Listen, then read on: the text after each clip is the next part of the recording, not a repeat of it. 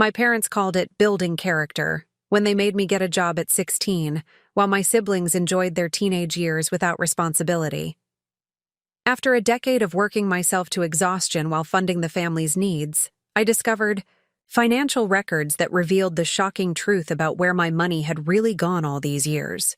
When I finally confronted my parents with the evidence, their reaction changed everything I thought I knew about family. Before we jump back in, tell us where you're tuning in from, and if this story touches you, make sure you're subscribed, because tomorrow I've saved something extra special for you. My name is Ethan Mercer, and at 26, I'd already spent a decade of my life working harder than anyone in my family. Unlike other kids who remembered their 16th birthday for drivers, licenses, or sweet 16 parties, I remember mine for the job application forms my father firmly placed in front of me at breakfast. "Time to start contributing, son," he said, his tone making it clear this wasn't a suggestion. "The sooner you learn the value of hard work, the better off you'll be." I glanced at my younger sister Zoe, 14 at the time, happily scrolling through her phone, and my older brother Marcus, 18 and preparing for college without a job, but said nothing. In our household, questioning my parents' decisions wasn't tolerated, especially when they came from my father, Richard Mercer, whose stern demeanor and unwavering expectations had shaped our family dynamic for as long as I could remember. Next week, I started working at Garrison's Hardware after school and on weekends. The owner, Mr. Garrison, was a friend of my father's who had done us a favor by hiring me despite my lack of experience. What began as 20 hours weekly quickly expanded to 30 as I proved reliable. My mother, Ellen, would beam with pride when discussing my work ethic with her friends, while my father would nod approvingly when I handed over my paycheck. "We'll put this toward your college fund," he assured me. "You'll thank us when you graduate debt-free." I believed him completely. My parents had always emphasized education and financial responsibility. My father worked as a manager at the local manufacturing plant, and my mother was an administrative assistant at the school district office. They weren't wealthy, but we lived comfortably in our modest suburban home in Greenfield. Their constant refrain about living within our means and preparing for the future had been the soundtrack of my childhood. By the time I graduated high school, I had been promoted to assistant manager at Garrison's and was working nearly full-time while maintaining honor roll grades. My acceptance to State University should have been a moment of pure celebration, but it came with an unexpected stipulation from my parents. "We've looked at the numbers," my father explained during a family dinner, spreadsheet printouts arranged precisely beside his plate. "Your scholarships cover tuition, but there's room and board, books, and other expenses. You'll need to continue working to cover those costs." "But I thought my college fund," I began, remembering 4 years of paychecks partially surrendered. "For this purpose." "It's there," my mother interjected quickly. "But college costs have risen dramatically. The fund covers some expenses, but not all." I nodded, swallowing my disappointment along with my mother's overcooked pot roast. Across the table, Marcus, who had just completed his sophomore year at the same university, mentioned his plans for a spring break trip to Cancun with friends. Zoe, now 16, was excitedly describing the summer camp for aspiring artists she would be attending, an expensive program I knew cost several $1,000s. Neither of them had ever held a job. That night, I called Mr. Garrison and arranged to transfer to a branch of the hardware chain near campus, securing a position as weekend manager that would allow me to attend classes during the week. When I shared this news with my parents, they seemed unsurprised, as though this had been their expectation all along. University life proved challenging in ways I hadn't anticipated. While my classmates immersed themselves in the full college experience, joining clubs, attending campus events, building networks through social activities, I shuttled between classes and work shifts. My roommate, Damon, initially invited me to parties and study groups, but eventually stopped asking when I declined for the 10th time, explaining I needed to work. "Dude, no offense, but your parents are harsh," he commented one night as I returned to our dorm room at midnight after closing the store. My parents would never expect me to work this much during school. I shrugged, too exhausted to explain or defend my situation. The truth was, I had begun questioning it myself. Whenever I called home, my mother would share stories about Zoe's achievements in art competitions or Marcus's internship opportunities, prestigious but unpaid positions that somehow he could afford to take. When I cautiously asked how the family was managing financially, the answer was always some variation of, "We're making it work, don't worry." During my junior year, things became even more complicated. My father called one evening, his voice uncharacteristically hesitant. "Ethan, we've hit a rough patch. The plant is cutting hours, and your mother's had her position reduced to part-time. We hate to ask, but if you could send a little money home each month, just temporarily, it would really help with Zoe's college applications and expenses." I stared at my bank account on my laptop screen. Meager savings despite years of work, barely enough for my own emergency fund. But they were family, and they needed help. "How much were you thinking?"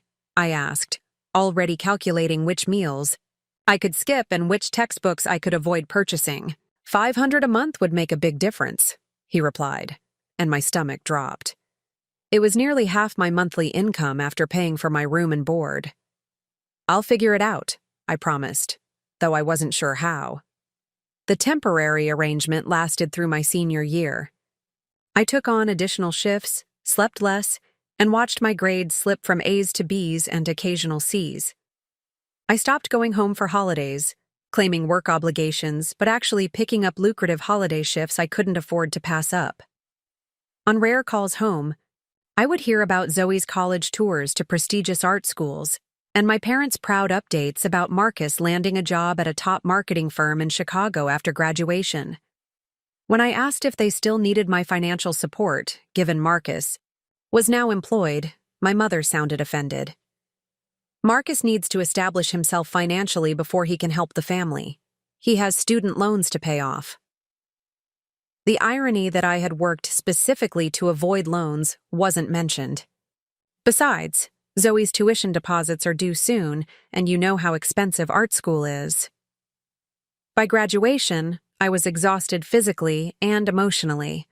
I had a business degree with a decent GPA, but no internships, no professional network, and a resume dominated by retail management rather than the finance positions I had hoped to pursue. The job market was competitive, and while my classmates had spent years building connections and gaining relevant experience, I had spent mine behind a hardware store counter.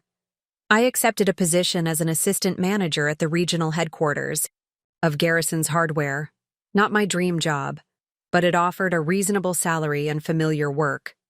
The congratulatory dinner my parents insisted on hosting when I visited home felt hollow, especially when my father raised a toast. To Ethan, who has always understood the value of hard work and responsibility, "We always knew you'd make something of yourself." I smiled tightly, wondering if this administrative position in retail was what they had envisioned when they first pushed me into the workforce at 16. Later that evening, I overheard my mother on the phone with a relative. "Yes, Ethan's doing well. Not quite as impressive as Marcus's position, of course, but stable. You know Ethan, always the practical one." That night, alone in my childhood bedroom, I opened my laptop and created a spreadsheet. I meticulously calculated every dollar I had earned since 16, every contribution to my supposed college fund, every loan to help the family through tough times. The total made me physically ill. If even half of what I had contributed had actually been saved, I could have afforded to do internships, study abroad, or specialized training that might have positioned me for the finance career I had originally wanted. For the first time, I allowed myself to confront a question that had been lurking in the back of my mind for years. Had my parents treated me differently than my siblings? And if so, why? The next morning, I made a decision. It was time to find answers, even if they were uncomfortable. I would systematically gather evidence, examine family financial records if possible, and finally understand why I alone had carried the burden of responsibility for all these years. What I discovered would change everything, not just my understanding of the past, but the course of my future. My investigation began methodically. Living in my own apartment near the garrison's regional office provided the distance I needed to approach this objectively, without my parents looking over my shoulder. I started with what I knew for certain, my own financial contributions, and worked outward from there. First, I contacted my bank for historical statements going back to my first account at 16. The process required multiple calls, identity verification, and a fee for archived records. But within 2 weeks, I had digital copies of every statement from the past decade. I created a detailed spreadsheet tracking every paycheck deposit and every transfer to my parents' account, coding them by stated purpose: college fund, family assistance, or household expenses. The pattern was immediately clear. Over 10 years, I had contributed $47,850 to my supposed college fund and an additional $22,500 in family emergency assistance during my college years. The total, $70,350, represented thousands of hours of my labor, countless missed opportunities, and years of sacrifice. But where had this money actually gone? My college expenses had certainly been paid, but primarily through academic scholarships I'd earned despite my demanding work schedule. Room and board had come directly from my active earnings during school. If the money hadn't funded my education as promised, what had it funded? I needed access to family financial records, which would be considerably more difficult to obtain. During a routine Sunday phone call with my mother, I carefully steered the conversation toward finances. Preparing and narrating this story took us a lot of time, so if you are enjoying it, subscribe to our channel. It means a lot to us. Now back to the story. I'm thinking about investing some of my savings, I mentioned casually. I was wondering how you and Dad managed my college fund back then. Which investments worked well for you? Oh, your father handled all of that, she replied quickly. He's always been good with money. You should ask him directly. When I called my father later that week with the same question, his response was notably vague. Nothing fancy, son. Mostly high-yield savings accounts, some CDs. The market was too volatile for anything riskier. His explanation didn't align with the growth he'd periodically reported to me throughout my teen years. When he'd mentioned how well my investments were performing, something wasn't adding up. My breakthrough came unexpectedly through Aunt Miriam, my mother's sister, who had always shown particular affection toward me. During her visit to my new apartment, she admired my modest furnishings and asked about my financial situation.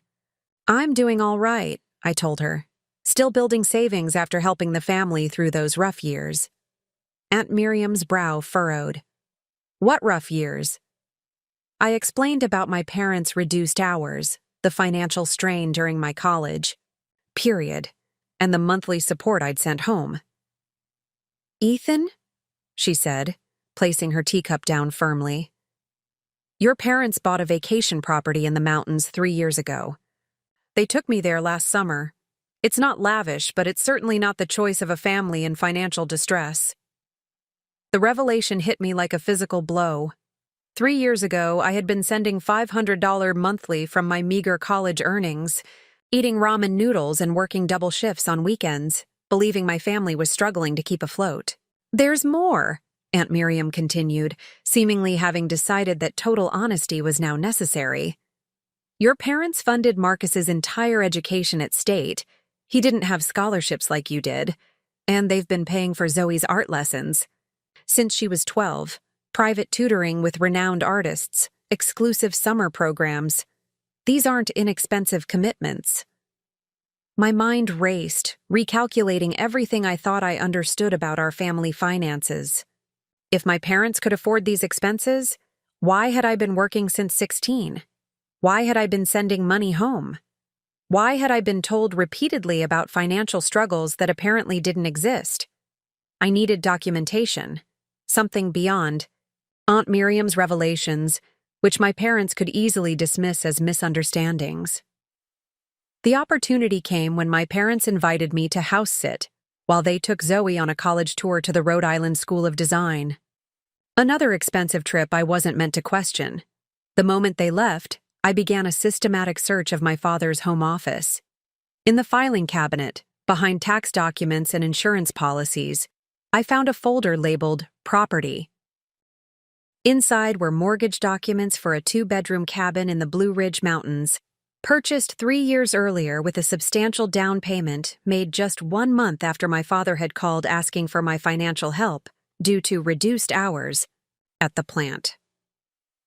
In another folder labeled Education, I found complete records of Marcus's college funding, 4 years fully paid, including spending money and a car his sophomore year.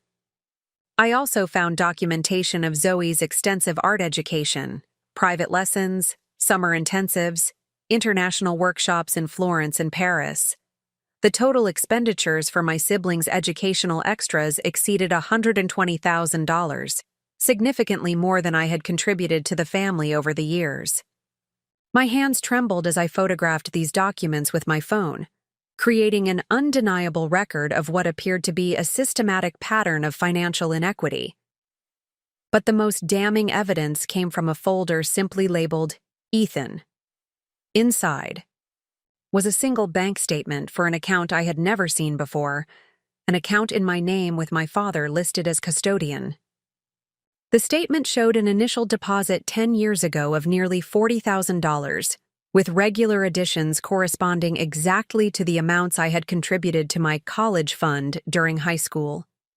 But subsequent statements showed large withdrawals, coinciding precisely with Marcus's tuition payments and Zoe's art program expenses. My college fund had been systematically diverted to my siblings. A separate document in the folder, a life insurance policy on me taken out when I turned 18, listed my parents as sole beneficiaries. The policy amount was substantial, $250,000, with premium payments that had been automatically deducted from my custodial account. I had essentially been funding a policy that would benefit my parents if something happened to me, without my knowledge or consent. I felt physically ill. Each document told the same story. I hadn't just been treated differently from my siblings. I had been deliberately used as a source of funding for the family's broader financial goals, particularly my siblings' advancement. As I carefully returned the documents to their original positions and closed the filing cabinet, my phone buzzed with a text from my mother. "Hope everything's going well at the house. Zoe loves RISD. We might extend our trip to look at housing. Options near campus. There's lasagna in the freezer if you get hungry." The casual normalcy of her message contrasted sharply with my internal turmoil. I now possessed evidence that my parents had systematically exploited my labor and earnings for years, while actively concealing their actions. The question was no longer whether I had been treated unfairly. The evidence was irrefutable. The question now was why, and perhaps more importantly, what I intended to do about it. That evening, I sat at my childhood desk and drafted 3 separate documents on my laptop. The first was a comprehensive financial accounting of my contributions versus the support I had received, with scanned evidence attached. The second was a letter to my parents explaining what I had discovered and requesting a meeting to discuss these findings. The third was a detailed action plan for myself, steps to secure my financial independence and begin building the life that had been delayed by years of supporting my family under false pretenses. I printed only the second document, the letter, and sealed it in an envelope addressed to both parents. I would deliver it in person when they returned from their trip, ensuring they couldn't avoid the conversation. The other documents remained, securely stored in an encrypted folder, evidence preserved in case they denied my claims. As I prepared to leave my childhood home, perhaps for the last time depending on how the confrontation unfolded, I paused in Zoe's room. Her walls were covered with impressive artwork, tangible evidence of the training and opportunities she had received. On her desk sat brochures from prestigious art schools, each costing upwards of $50,000 per year. I felt a complex mixture of emotions, resentment at the inequity, but also genuine pride in her talent. My issue wasn't with my siblings' opportunities, but with the deception that had funded them at the expense of my own prospects. In Marcus's old room, now converted to a guest bedroom but still displaying his college pennant and graduation photos, I experienced similar conflicted feelings. Had he known about the financial arrangements that had privileged his education over mine? Had either of my siblings been aware of the sacrifices I had been manipulated into making on their behalf? These were questions only a direct confrontation could answer. As I placed the letter prominently on my father's desk and prepared to leave, I realized I felt something unexpected amid the hurt and anger, a growing sense of empowerment. For the first time in a decade, I was taking control of my narrative. Whatever happened next, I would no longer be the unwitting financier of others' dreams while deferring my own. The confrontation would be difficult, perhaps even devastating to the family structure I had always accepted without question. But as I drove back to my apartment, I recognized that this moment represented more than just addressing past injustice. It was the necessary first step toward claiming the future that should have been mine all along. 3 days passed before my parents returned from their extended New England trip.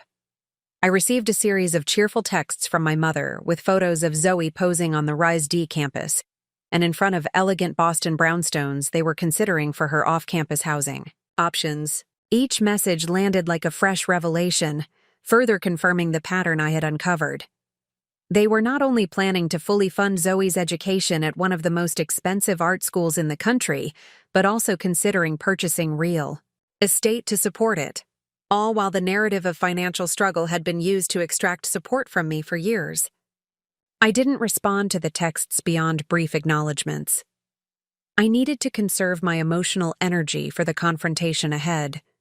On Sunday afternoon, I received the expected invitation to family dinner, a tradition whenever everyone was in town. Marcus is driving in from Chicago for the evening, my mother added, to hear all about Zoe's college options. It would be wonderful to have everyone together. The inclusion of Marcus added a new complexity. I had been planning to address my parents privately, but perhaps having all parties present would be more effective. No more secrets, no more separate narratives for different family members.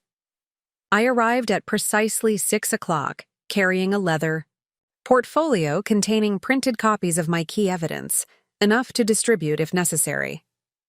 The scene that greeted me was jarringly normal. My mother arranging a floral centerpiece on the dining table, my father mixing drinks in the kitchen, Zoe excitedly showing Marcus something on her tablet. "Ethan."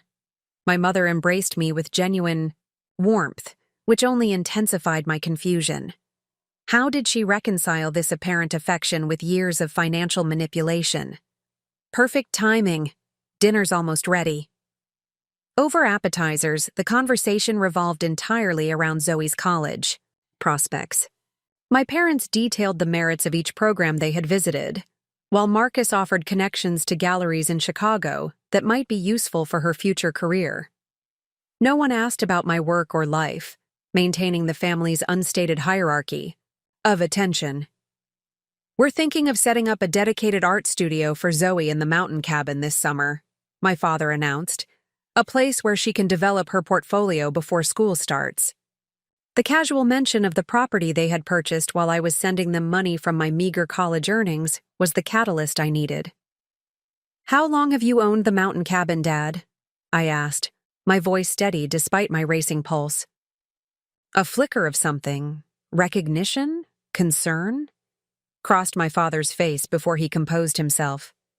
"About 3 years now. It was a good investment opportunity." "That's interesting," I said, placing my fork deliberately beside my plate. "Because 3 years ago you called to tell me the plant had reduced your hours, and you needed my financial help to make ends meet." The table fell silent. My mother's hand froze halfway to her water glass.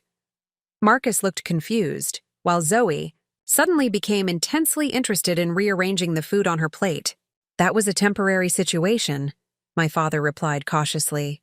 Things improved quickly. Quickly enough to purchase a vacation property within a month of asking for my help? I removed the first document from my portfolio, a copy of their mortgage agreement with the date highlighted, alongside my bank statements showing transfers to them during the same period. My mother's face paled as she recognized the document. "Ethan, where did you get that?" "From Dad's filing cabinet while I was house-sitting," I replied calmly, along with quite a few other interesting records. "You went through our private papers?" My father's voice rose with indignation. "That's completely inappropriate." "What's inappropriate?" I countered, "is establishing a pattern of financial exploitation of your child under false pretenses. What's inappropriate is using my college fund to pay for my siblings' expenses without my knowledge or consent." I removed another document, the statement from the custodial account in my name, and placed it beside the first. Would someone like to explain why money I contributed to my college fund was being withdrawn to pay for Marcus's tuition and Zoe's art programs?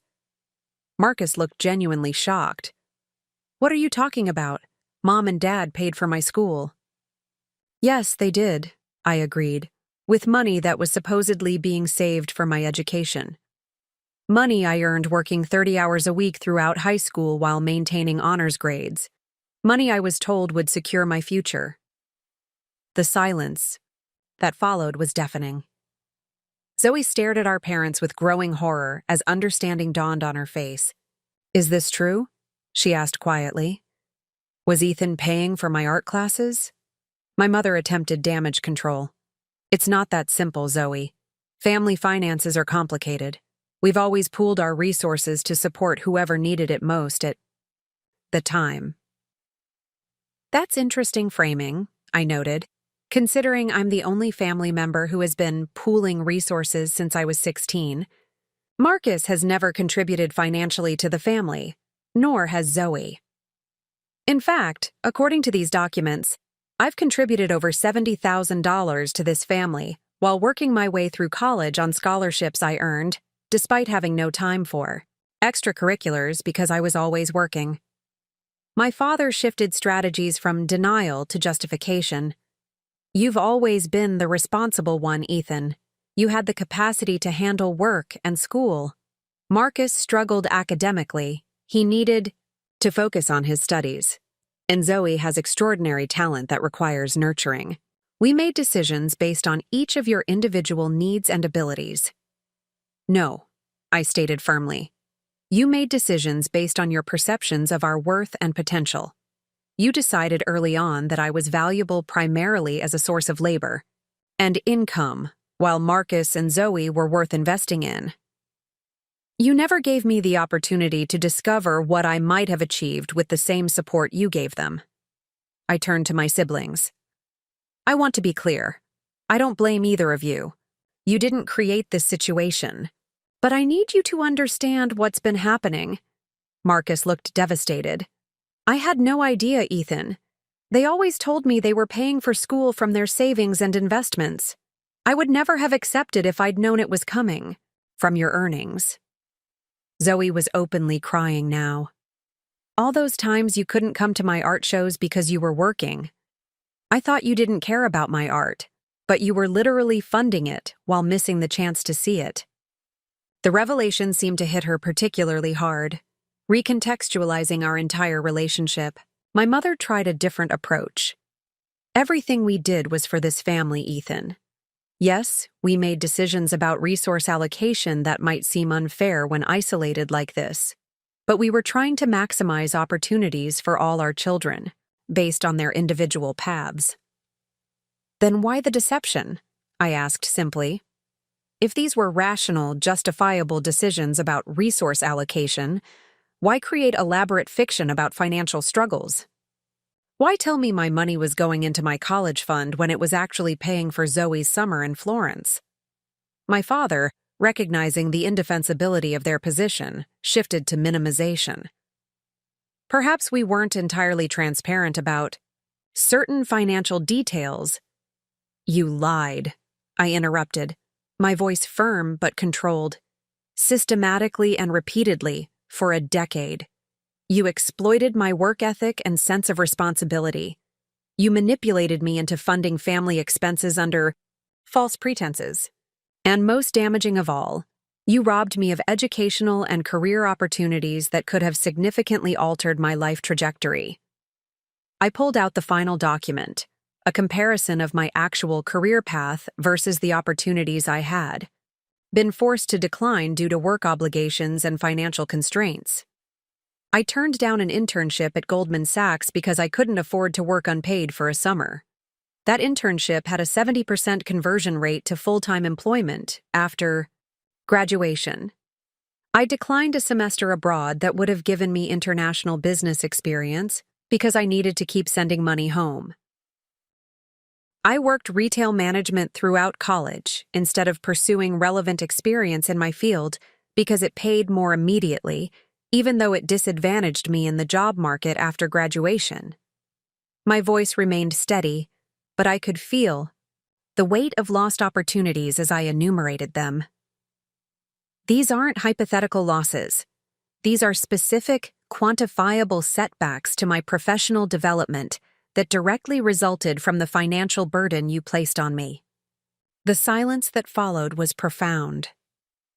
My mother dabbed at tears, whether from genuine remorse or the discomfort of exposure I couldn't tell. My father stared at the documents spread across the dining table, his usual authoritative presence diminished. Marcus looked angry, not at me, but at our parents, while Zoe continued to process the implications for her own life and opportunities. "What do you want, Ethan?" my father finally asked. "Money? Repayment?" The question revealed how fundamentally he still misunderstood the situation. This wasn't about financial restitution, it was about recognition, accountability, and a fundamental recalibration of our family dynamic. "What I want," I replied carefully, "is acknowledgement of what happened. I want an apology that demonstrates genuine understanding of the harm caused. I want transparency about family finances moving forward. And I want each of you to reflect on how we rebuild a relationship based on truth rather than exploitation." I gathered the documents and returned them to my portfolio. I'm not making specific financial demands today, though I believe restitution would be appropriate. What I'm asking for first is honesty from all of you, but especially from you, Dad and Mom. Can you acknowledge, without justification or deflection, the systematic financial exploitation that's documented in these records? The answer to this question would determine whether healing was possible or whether this confrontation marked the end of our family as I had known it. Either way, I had claimed my truth, and with it, the power to determine my path forward, not as the family workhorse, but as an individual worthy of the same investment and opportunity that had been so freely given to my siblings. The weight of evidence had transformed our dining room into a courtroom of sorts. My parents, once the unquestioned authorities in our family dynamic, now sat as defendants before the documented history of their actions. The silence stretched uncomfortably as my direct question hung in the air. Could they acknowledge without justification or deflection what they had done? My father cleared his throat, his expression shifting between defiance and resignation. "Ethan," he began, his voice uncharacteristically hesitant, "clearly we made decisions you disagree with." "Richard," my mother interrupted, surprising everyone. Her hands trembled slightly as she folded her napkin precisely. "Stop. Just stop." She looked directly at me, her eyes reflecting a complexity of emotions I couldn't fully decipher. "Yes, Ethan. Yes, we did exactly what you're describing. We systematically used your earnings to fund family expenses, including your siblings' opportunities, while misleading you about our financial situation and the destination of your contributions." Her frank admission seemed to deflate my father, visibly. Marcus let out a low whistle of disbelief, while Zoe's eyes widened at our mother's uncharacteristic directness. We told ourselves we were making the best decisions for the family as a whole, she continued, her voice steadying as she spoke. But the truth I've avoided confronting until this moment, is that we created a profoundly unfair situation that benefited everyone except you. My father seemed to struggle internally before adding, "We did start with genuinely good intentions. Your college fund was real initially, but when Marcus needed additional support his freshman year, we made what we told ourselves was a temporary reallocation, which became a pattern," my mother acknowledged. Each time we rationalized it as a short-term necessity that we would rectify later. But later never came because there was always another priority. Marcus's struggling grades requiring a private tutor, Zoe's exceptional talent demanding specialized training. But why me? I asked, the question that had haunted me since discovering the truth. Why was I selected to bear this burden alone? My parents exchanged a glance loaded with unspoken communication before my father answered. You showed capability. Early, extraordinary responsibility, strong work ethic, natural financial aptitude. When Mr. Garrison mentioned how impressive you were at the hardware store, how you were already thinking about inventory systems and profit margins at 16. He trailed off, seeming to recognize the inadequacy of this explanation even as he offered it. We started seeing you as the family's financial strength, my mother continued. Marcus struggled academically but showed social intelligence that we believed would serve him well in business if he could get the right credentials. Zoe's artistic talent seemed like a special gift that needed cultivation. But you were already so capable, so self-sufficient. So you exploited the very qualities you should have nurtured, I observed quietly. Yes, my mother admitted, the simple acknowledgement more powerful than any elaborate explanation could have been. Marcus, who had been uncharacteristically quiet, suddenly stood, his chair scraping loudly against the hardwood floor. "This is completely messed up," he declared, pacing behind the table. "Do you understand what you've done? You didn't just take money from Ethan. You shaped our entire lives around a completely distorted system." He turned to me, genuine anguish in his expression. "My entire career is built on opportunities purchased with your sacrifice. How am I supposed to feel about that? How do I even begin to make that right?" Zoe, still processing the revelations, spoke thoughtfully. "All those times I complained about my art supplies or studio fees, and you would work extra shifts the following weekend." She looked physically ill at the realization. "I was directly contributing to your exploitation without knowing it." My father, seemingly desperate to salvage some justification, attempted one more explanation. "We always intended to make it up to you, Ethan. We had discussed making the mountain cabin yours eventually, as a form of repayment." "That's not good enough, Dad," Marcus interrupted harshly. "You can't retroactively justify systematic exploitation with a vague intention of future compensation, especially when that compensation would come only after you've enjoyed the property for years." The forthright criticism from Marcus, always the favored son, always the one whose perspective aligned with our parents, seemed to finally break through my father's defensive posture. His shoulders slumped as the weight of accountability settled on him. "You're right," he conceded, the admission clearly difficult for him. "There's no justification for what we did. We treated Ethan unfairly. We prioritized potential over performance, promise over proven capability." He looked at me directly, his expression more vulnerable than I had ever seen it. "And we failed?" To recognize that in focusing so much on what Marcus and Zoe might become with the right support, we were actively limiting what you could have become with that same support. This acknowledgement, the recognition of not just financial exploitation but also the theft of potential, struck at the core of what had hurt most deeply. They hadn't just taken my money. They had restricted my possibilities based on a predetermined assessment of my worth. "So what happens now?" Zoe asked, looking around at our fractured family unit. How do we even begin to address this? It was a profound question that cut to the heart of whether reconciliation was possible. The acknowledgement of wrongdoing was only the first step in a much longer process of rebuilding trust and establishing a more equitable family dynamic. I have some thoughts, I said, my tone measured but firm. First, complete financial transparency moving forward. No more separate narratives for different family members. My parents nodded in agreement, the fight completely gone from their posture. Second, a formal accounting of my contributions and a repayment plan.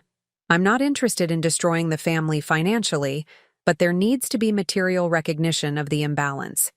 That's completely fair, my mother agreed quickly. We can liquidate investments or arrange a payment schedule, whatever makes the most sense. Third, I continued, I need time and space to process this fully and determine what kind of relationship I want with each of you moving forward. I can't predict right now how I'll feel next week or next month. This requirement seemed to distress my mother, who had always maintained the fiction of perfect family harmony above all else. But we're still family, Ethan. Surely we can work through this together?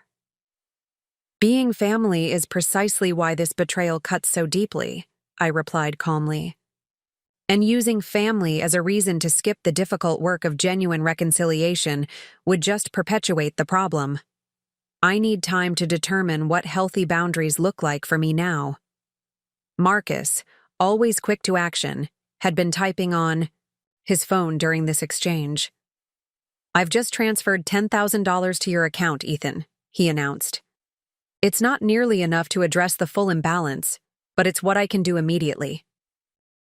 I've also texted my financial advisor to meet with us this week to structure a more comprehensive repayment plan. His decisive action, so characteristic of his personality, brought the first hint of a smile to my face. I appreciate that, Marcus. But this isn't just about money. It's about recognition and changed behavior. I know, he acknowledged soberly. The money is the easy part. The harder part is restructuring how this family operates, the expectations, the communication patterns, the underlying values. Zoe, who had been quietly contemplative throughout much of the conversation, finally spoke up. I think I need to defer art school for a year, she announced, surprising everyone. I can't in good conscience start an expensive program knowing it's built on Ethan's exploitation. I need to work, contribute to the repayment, and reconsider my path with this new understanding. That's not necessary, Zoe, I assured her. Your education shouldn't be disrupted because of our parents' decisions. It's not just about education, she insisted. It's about integrity and understanding the true cost of opportunity. I've been living in a bubble where everything was provided without question. I need to experience something different to really understand the implications of what's happened here. Her maturity and self-awareness surprised me. Perhaps this crisis was revealing depths in my siblings I hadn't recognized before, depths that had been obscured by the artificial family dynamic our parents had constructed. My father, who had been unusually quiet following his admission of wrongdoing, finally spoke again. I built this family on a fundamental inequity, he said, his voice reflecting genuine regret. I justified it through 1,000 small rationalizations until the pattern became invisible to me. That doesn't excuse it, but I want you to know I see it clearly now, Ethan, and I am profoundly sorry for the opportunities and experiences you lost because of my decisions. The genuine contrition in his voice, so different from his usual authoritative tone, affected me more than I had expected. This wasn't the performative apology I had anticipated, but something that suggested the possibility of real transformation. I can't promise immediate forgiveness, I told him honestly. But your acknowledgement matters. It's the necessary foundation for whatever comes next. As the dinner concluded, the elaborate meal my mother had prepared largely untouched amid the emotional intensity of our conversation, I felt a complex mixture of emotions. The anger and hurt remained, but alongside them had emerged something unexpected. A tentative hope that from this painful reckoning might emerge a more authentic family connection based on mutual respect rather than exploitation. Walking to my car afterward, Marcus caught up with me in the driveway. "I meant what I said in there," he assured me. "I'm going to do whatever it takes to make this right, not just financially, but in every way possible." "I believe you," I told him, and surprisingly, I did. The shock and horror on his face when he realized the truth had been entirely genuine. He had been a beneficiary of the system without being its architect. As I drove home that night, I realized that while the past couldn't be undone, the future remained unwritten. The confrontation had achieved what I had hoped for: acknowledgement, accountability, and the first steps toward restitution. What remained to be seen was whether these initial responses would translate into sustained change, not just in financial arrangements, but in the fundamental values and communication patterns that had allowed the exploitation to occur in the first place. For the first time in years, I felt unburdened by the weight of unrecognized sacrifice. The path forward remained uncertain, but it would be one I chose with clear eyes and proper boundaries. No longer the designated provider, but an equal member of a family working to rebuild on a foundation of truth rather than convenient fictions. The weeks following the confrontation were unlike anything I had experienced before. For the first time in a decade, I found myself unburdened by familial financial obligations, free to focus entirely on my own needs and aspirations. This newfound freedom, while liberating, also created an unexpected void. So much of my identity had been constructed around being the responsible provider that I initially struggled to redefine myself without that role. My parents, true to their word, had begun the process of financial restitution. Within 10 days of our confrontation, my father had presented me with a formal repayment agreement, prepared by the family attorney who had looked visibly uncomfortable throughout the meeting. The document acknowledged the full amount of my contributions, $70,350, plus an additional $30,000 calculated as lost opportunity cost and interest. The repayment would come from multiple sources: liquidating some investments, restructuring their retirement planning, and monthly payments from their current income. "We've also listed you as co-owner of the mountain property," my father explained during that tense meeting in the attorney's office. "It's not part of the repayment calculation, but an additional acknowledgement of the imbalance that needs to be corrected." I had nodded, appreciating the gesture while recognizing it for what it was: a tangible symbol of their commitment to change rather than a solution to the deeper issues. The property itself held little emotional appeal for me, having been purchased during a period when I was struggling financially while believing my family shared that struggle. Marcus had followed through on his immediate promise as well, not only with the initial financial transfer, but with something that proved more valuable: connections within his professional network. 2 weeks after our family dinner, I received a call from Thomas Whitaker, the CFO of a mid-sized investment firm in Chicago where Marcus had contacts. "Your brother spoke very highly of your analytical abilities and work ethic," Thomas explained, his voice brisk but friendly. "We have an opening in our financial analysis division that requires exactly those qualities. Marcus mentioned your degree in business with a finance concentration, and your retail management experience demonstrates leadership capabilities. Would you be interested in interviewing for the position?" The opportunity represented exactly the type of role I had originally envisioned for myself before years of working retail had narrowed my professional path. The position would offer almost double my current salary, with benefits and advancement, potential far beyond what Garrison's corporate structure could provide. After a series of intensive interviews, including a complex case analysis that allowed me to demonstrate the analytical skills I'd rarely been able to use in my current role, I received the offer. "We're impressed by your unique background," Thomas told me during the final interview. "Most candidates come to us with traditional trajectories, internships, entry-level financial positions. Your experience managing complex retail operations gives you a practical understanding of business fundamentals that many financially trained analysts actually lack. His words triggered an important realization. The years I had considered lost to retail management had actually provided valuable experience that differentiated me from other candidates. While I still believed my career would have advanced more quickly with traditional finance internships and entry-level positions, I hadn't merely been treading water professionally. I had been gaining a different but complementary set of skills. Zoe, meanwhile, had followed through on her decision to defer art school for a year, though not in the way any of us had expected. Rather than simply getting a job to contribute to the repayment plan, she had secured a position as an assistant at a community arts program in an underserved neighborhood. "I've been thinking about what you said about lost opportunities," she explained during one of our newly established weekly coffee meetings, a tradition that had emerged spontaneously as we rebuilt our relationship on more equal footing. "And I realized I've never had to think about access to arts education as a privilege. It was just always there for me, funded by your work." She stirred her latte thoughtfully before continuing. "These kids have incredible talent, but zero resources. The program operates on grants and donations, constantly struggling for funding. Working there has completely changed how I think about art and opportunity." Her growing awareness of privilege and her determination to address systemic inequity, rather than simply benefiting from it, reflected a maturity I hadn't previously recognized in my younger sister. The family crisis had catalyzed growth in unexpected ways.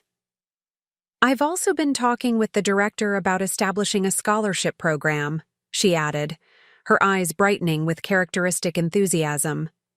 "Something specifically for talented students who work part-time jobs. I want to call it the Ethan Mercer Scholarship for Working Artists."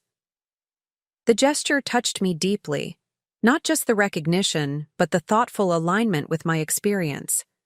"That's really meaningful, Zoe. Thank you." My mother had taken a different approach to reconciliation, one that reflected her practical nature. She had asked to meet me for lunch at a small cafe midway between our homes, arriving with a thick folder of documents. "These are your records," she explained, sliding the folder across the table. "Your academic achievements, awards, certificates, everything. From kindergarten through college that I saved over the years." I opened the folder to find meticulous documentation of my educational journey. Honor roll certificates, academic competition awards, scholarship announcements, dean's list notifications, recommendation letters from teachers and professors. The collection was far more comprehensive than I had imagined my mother maintaining. "I kept everything," she said quietly. "Every achievement, every recognition. I want you to know that despite how our actions made you feel, I never overlooked your accomplishments. I recognized them. I celebrated them. I just failed to support them properly." The folder represented a complex truth. My parents had simultaneously recognized my capabilities and exploited them, appreciated my achievements and constrained them. The contradiction reflected the multifaceted nature of family dynamics that could never be reduced to simple narratives of heroes and villains. "I've also been seeing a therapist," my mother added, surprising me with her openness. "I'm trying to understand why I allowed this situation to develop, why I participated in creating such profound inequality among my children. The patterns run deeper than I realized, back to my own childhood and the way success was recognized in my family of origin." Her willingness to engage in this deeper examination, to look beyond the financial restitution to the psychological patterns that had enabled the exploitation, suggested a commitment to genuine change rather than mere damage control. My father had initially taken a more distant approach, seemingly struggling with the diminishment of his patriarchal authority.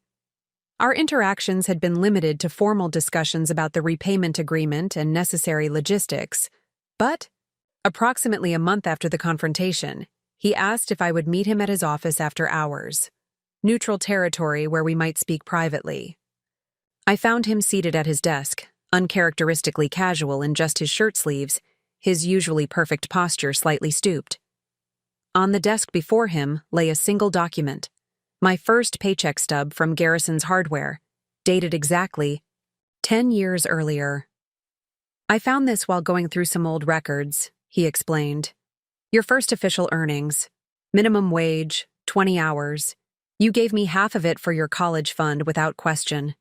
I remembered that moment clearly, the pride I had felt in contributing, believing I was investing in my own future while demonstrating responsibility that would make my parents proud. "I've been reflecting on the values I thought I was instilling in you," my father continued, his voice contemplative rather than defensive. "Hard work, responsibility, financial prudence. Good values, I believed. Still believe. But somewhere along the way, I corrupted those lessons by coupling them with deception and inequality." He looked up at me, his expression more vulnerable than I had ever seen it. "I told myself I was preparing you for success in a hard world, that I was recognizing your strength by placing greater expectations on you. But the truth is simpler and more difficult to acknowledge. I took advantage of your willingness to carry burdens that should have been shared equally." His candor, so unlike his usual carefully constructed pronouncements, suggested a painful but necessary self-examination. "I'm not asking for forgiveness, Ethan. I'm simply telling you that I see clearly now what I did, and I understand why it was wrong, not just financially, but as a fundamental breach of trust between parent and child. These interactions with my family members, each approaching reconciliation in their own way, formed the backdrop to my own internal process of reevaluation and redirection. As I prepared to leave Garrison's for my new position in Chicago, I found myself taking stock of not just what had been taken from me, but also what I had gained through the challenging path I had traveled. The resilience developed through years of balancing work and education had created a particular kind of strength. The financial discipline forced upon me by necessity had established habits that would serve me well in my career in finance. Even the delayed entry into my chosen field might prove advantageous, bringing a unique perspective and practical experience to analytical work, often performed by those with purely theoretical understanding. This reframing wasn't about excusing what had happened or minimizing the injustice. Rather, it was about extracting value from even difficult experiences, a skill that would prove essential in navigating a complicated world where perfect justice remained elusive but personal empowerment remained possible.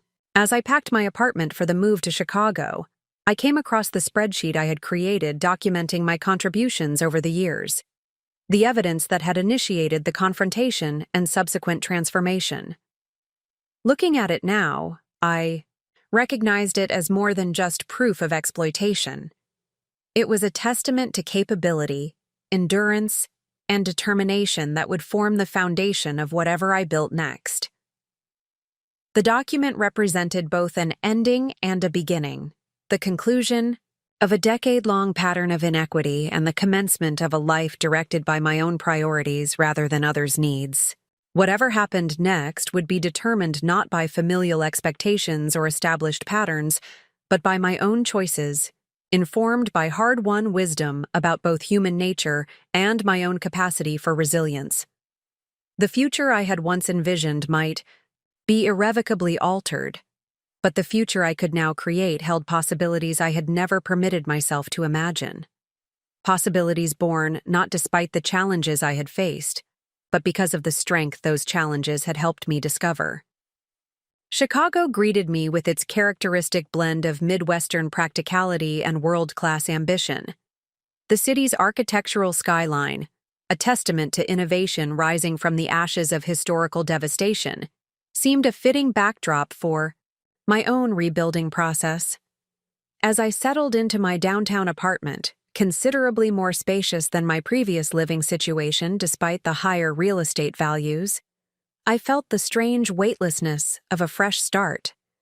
My position at Whitaker Financial Group began with an intensive training program designed to integrate new analysts into their methodologies and client approach. From the first day, I noticed significant differences between this professional environment and the retail management world I had inhabited for so long. Here, my analytical abilities were not merely useful, but central to my role. My contributions in team meetings were met with thoughtful consideration rather than polite dismissal. Most strikingly, my work schedule, while demanding, respected boundaries that Garrisons had routinely violated with last-minute schedule changes and emergency coverage requests. "You have an unusual tenacity with complex data sets," noted Elena Vasquez, my direct supervisor, during my first performance review 3 months into the position. "Most analysts fresh from academic settings get frustrated with the messiness of real-world financial information, but you seem to thrive on finding patterns in chaos."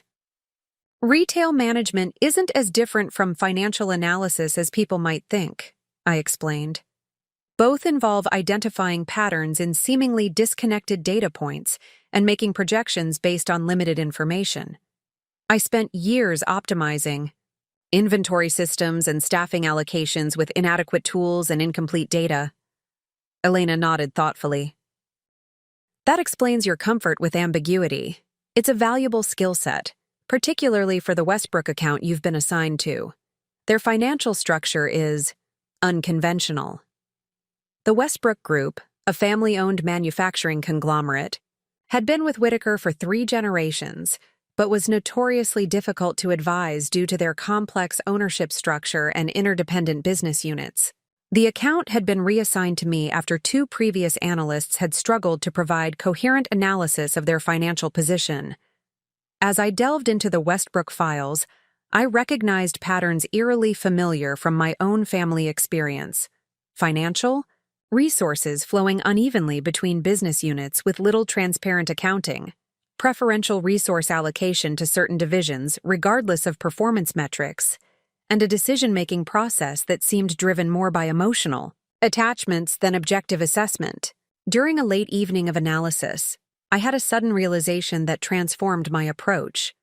The Westbrook financial structure wasn't just a business problem, but a family system expressed through business operations.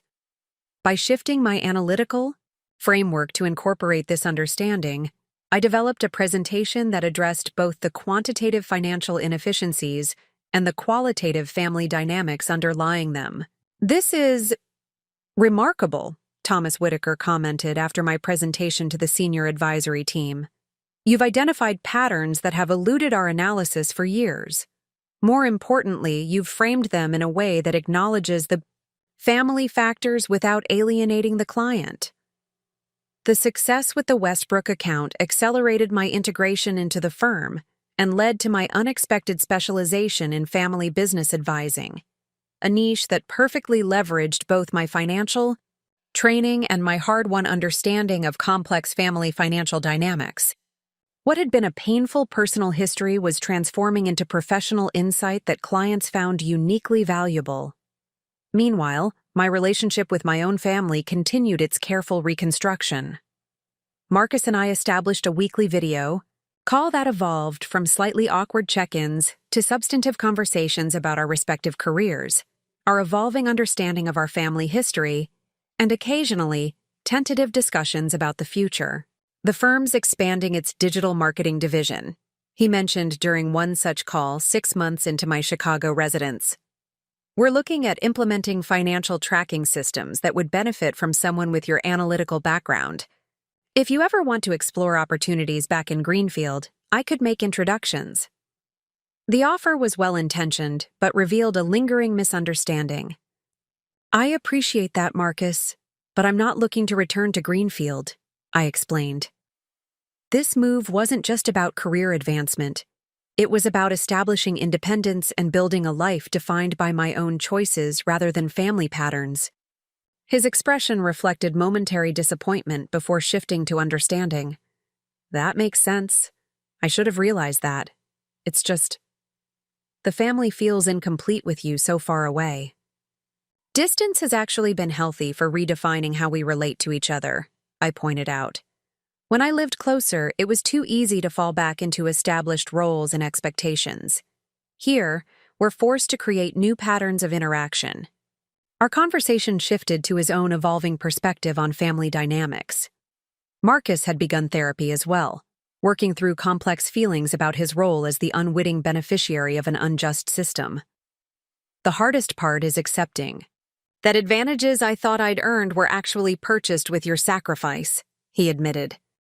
It's forcing me to reevaluate everything: my career trajectory, my self-image, even my understanding of merit and achievement. This willingness to engage in difficult self-reflection represented significant growth for my brother, who had previously accepted family narratives without question. The crisis had catalyzed maturation that might otherwise have taken decades or never occurred at all. Zoe's transformation had been equally profound. Her year of working in community arts had evolved into a completely reimagined educational plan. Rather than pursuing a traditional fine arts degree focusing solely on developing her technical skills, she had applied to programs combining arts education with nonprofit management. I want to create sustainable arts access programs in underserved communities, she explained during one of her visits to Chicago, where she had come to tour Northwestern's dual degree program. Not just teaching art, but building systems that make arts education available regardless of economic status. Her revised vision represented more than a career pivot. It reflected a fundamental shift in values from self-focused achievement to community-oriented impact. The sister who had once cared primarily about prestigious art schools and individual recognition was developing a systemic perspective on inequality and opportunity that would have been unimaginable in her previous mindset. I've also been working through some complicated feelings about my art itself, she confided over dinner at my apartment. So much of my development was funded by resources that should have been supporting your dreams too. Sometimes I look at techniques I learned in those expensive programs and feel tainted by the inequity that made them possible. Your talent isn't diminished by how the training was funded, I assured her. The inequity wasn't in your opportunities, but in the imbalance of support and the deception surrounding it. My parents' evolution followed a more complex trajectory. My mother maintained regular communication through carefully crafted emails and occasional phone calls that respected my need for space while demonstrating her continued commitment to rebuilding trust. Her approach was practical and consistent, updating me on the status of repayments, sharing relevant family news without pressure for involvement, and occasionally offering insights from her ongoing therapy about patterns she was working to change. I recognized something important in session today, she wrote in one particularly thoughtful email. I've always equated love with provision, believing that supplying opportunities and resources was the primary expression of parental care. This led me to justify any means of acquiring those resources as ultimately loving, even when the methods were profoundly harmful. I'm learning that genuine love requires respecting autonomy and supporting individual development, not just providing material advantages. Her willingness to interrogate fundamental assumptions about parenting and family relationships suggested genuine transformation rather than superficial compliance with the terms of our reconciliation. My father's process proved more challenging. His identity had been so thoroughly intertwined with his role as the family's primary decision-maker and authority figure that the recalibration of our relationship required significant adjustment. His initial communications were stiff and formal, focused primarily on financial arrangements and practical matters. But gradually, as the repayment plan progressed without complication and our interactions remained civil, he began attempting more personal connection. 8 months after my move to Chicago, he suggested meeting halfway between our locations, in Milwaukee, for a day trip that would provide neutral territory for conversation. We spent an afternoon walking along the lakefront and visiting the art museum, environments that facilitated discussion without the intensity of direct confrontation across a table. I realize I never really knew you, he admitted as we stood before a massive abstract canvas. I saw what I expected to see: the reliable workhorse, the practical one, the problem solver. I never looked beyond those useful qualities to understand your aspirations, your interests, your perspective. You never asked, I replied simply. He nodded, accepting the assessment without defense. I'm asking now, not because I expect it to erase the past, but because I want to understand who you are beyond the role I assigned you. That afternoon marked the beginning of a different relationship with my father. Not the immediate restoration of trust or the automatic forgiveness he might have hoped for, but the tentative establishment of communication based on mutual respect, rather than authority and compliance. It represented a step toward authentic connection that had never existed in our previous dynamic. As my first year in Chicago drew to a close, I found myself reflecting on the unexpected trajectory my life had taken. The confrontation that I had feared might permanently fracture my family had instead initiated a painful but necessary transformation. Each family member had been forced to examine long-established patterns and assumptions, resulting in growth that extended far beyond financial restitution. For me personally, the changes had been profound. Professionally, I had found a niche that valued my unique perspective and experience. Financially, the combination of higher compensation and freedom from family obligations had allowed me to begin building genuine security and considering investments for the future. Most significantly, I had established a life based on conscious choice rather than imposed obligation. A life where relationships were maintained through mutual benefit rather than exploitation, where boundaries were respected rather than violated, and where my own priorities received the same consideration I had always extended to others. One evening, working late on a particularly complex client analysis, I received an unexpected email from my father. The subject line read simply, "Found this," and the attachment was a scanned document I immediately recognized: my third-grade business proposal for a neighborhood pet-sitting service, complete with hand-drawn logos and carefully printed price lists. Came across this while organizing old files, his message read. Remarkable business instinct even then. Found myself wondering what direction your life might have taken if we had nurtured this entrepreneurial thinking instead of just extracting value from your work ethic. Not writing to dwell in regret, but to acknowledge the potential we failed to recognize and support. I see it now, for whatever that's worth. The simple acknowledgement, recognition of not just what had been taken but what might have been possible, provided a form of validation I hadn't realized I still needed.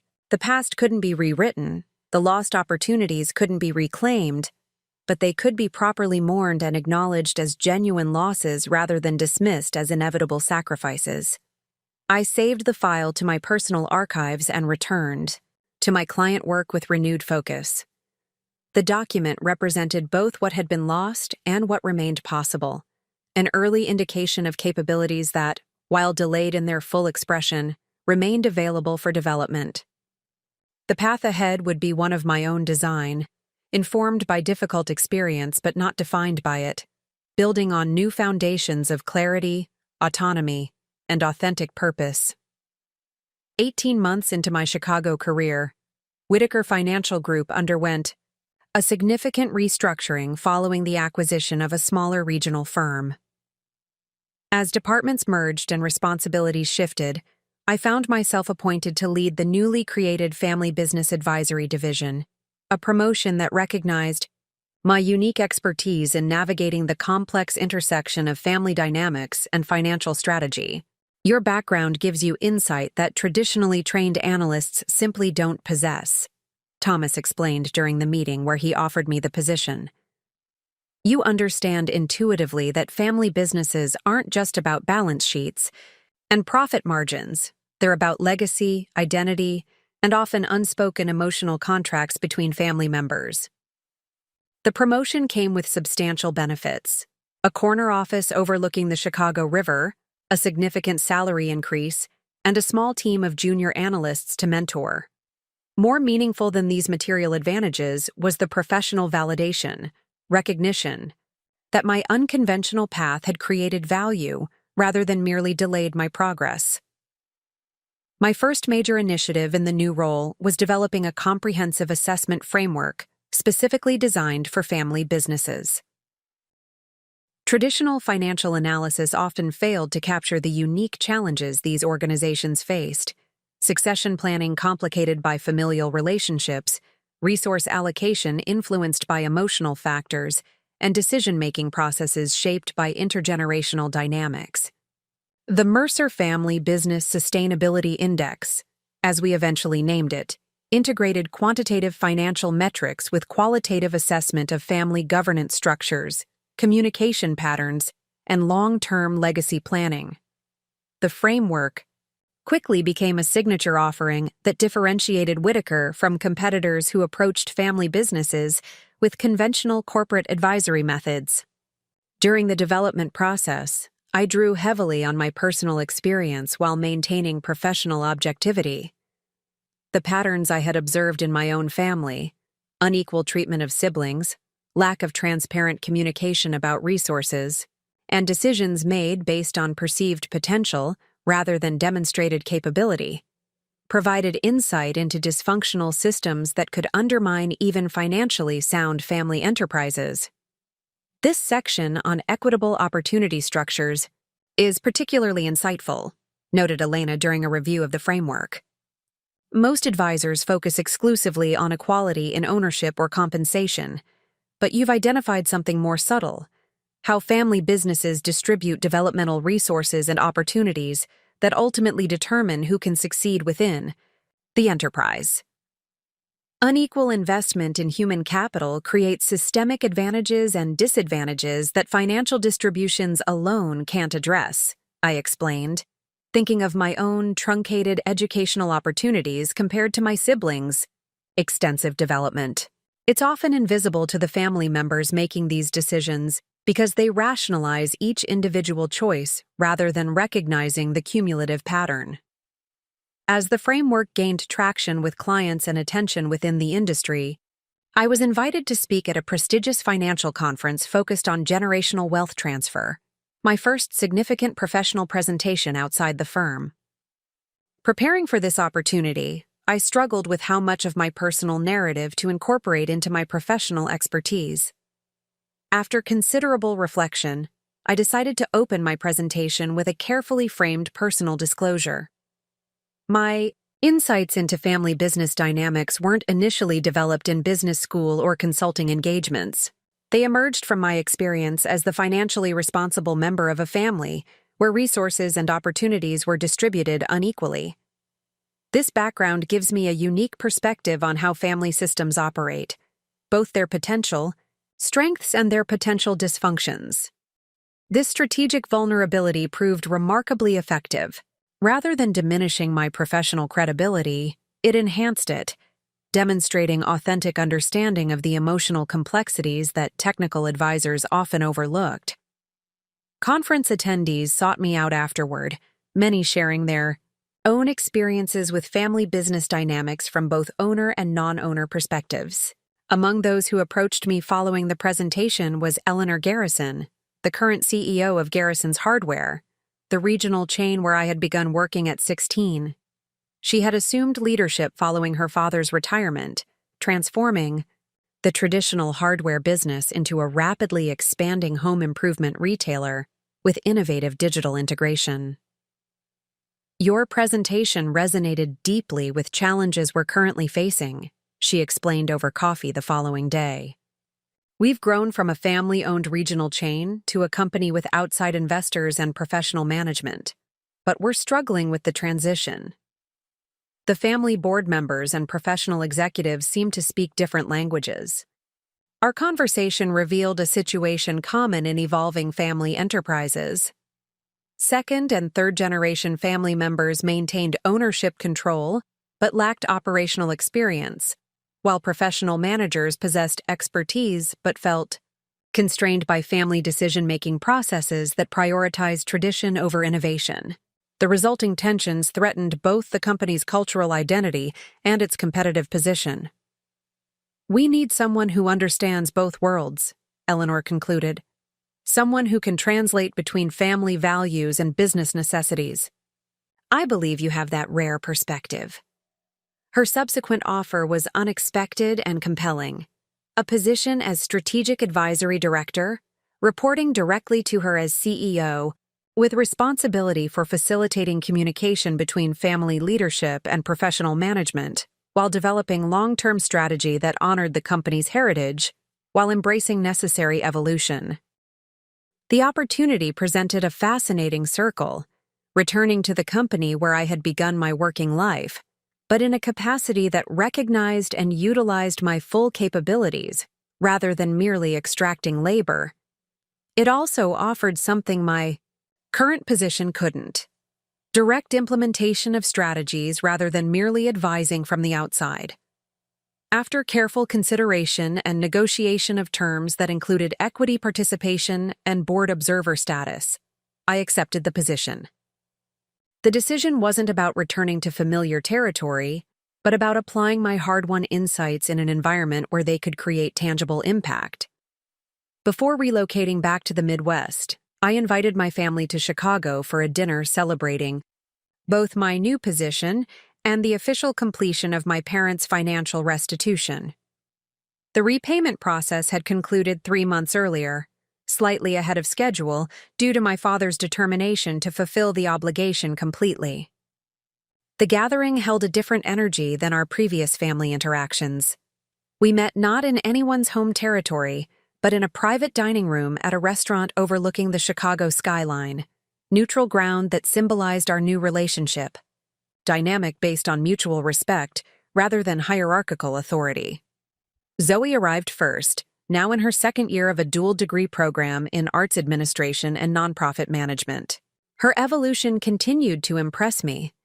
The self-absorbed teenager had transformed into a thoughtful young woman with a clear vision for creating systemic change in arts accessibility. I've been offered a summer fellowship with the National Arts Equity Initiative, she shared excitedly. It's a new program examining barriers to arts participation in rural and underserved communities. The selection committee specifically mentioned my experience developing the community program back home. Her achievement reflected genuine merit rather than purchased advantage, a distinction that made her pride fully justified and my support unreserved. The scholarship program she had established in my name had already funded opportunities for 3 young artists from economically disadvantaged backgrounds, creating a legacy that transcended our family's internal reconciliation. Marcus arrived, next, accompanied by his fiancée Sophia, a litigation attorney he had met through professional networking rather than the social circles our parents had always encouraged him to pursue. Their relationship reflected his own maturation, a partnership based on shared values and mutual respect rather than superficial compatibility. We're establishing residency in Michigan after the wedding, he explained. Sophia's been offered a position with a firm specializing in environmental law, and I'll be working remotely with expanded responsibilities for our sustainability initiatives. The decision to prioritize his fiancée's career opportunity alongside his own professional development represented significant growth from the entitled young man who had unquestioningly accepted advantages at others' expense. His evolution, like Zoe's, demonstrated that confronting uncomfortable truths could catalyze positive transformation, rather than merely assigning blame. My parents arrived last, their entrance marked by a tentative formality that reflected our recalibrated relationship. My mother carried a small gift bag that she presented after preliminary greetings. "It's not much," she explained as I opened it. "Just something we thought you might appreciate having." Inside was a leather portfolio embossed with my initials, a professional accessory appropriate for my new executive role.